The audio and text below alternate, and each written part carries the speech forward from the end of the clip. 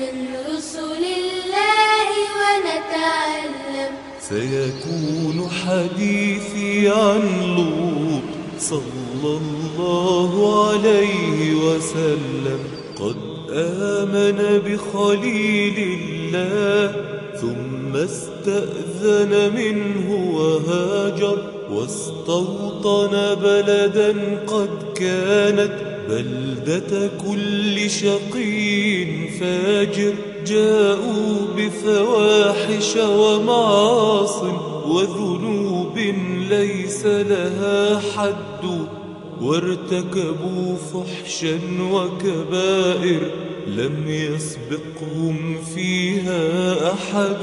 حاول لوط نبي الله أن يردعهم لم يرتدعوا، جاهد كي ينصحهم لكن قد سخروا منه وما سمعوا. قالوا لوط ومعه أهله هم في هذه القرية عار، فلنخرجهم من قريتنا لن نترك فيها أطهار.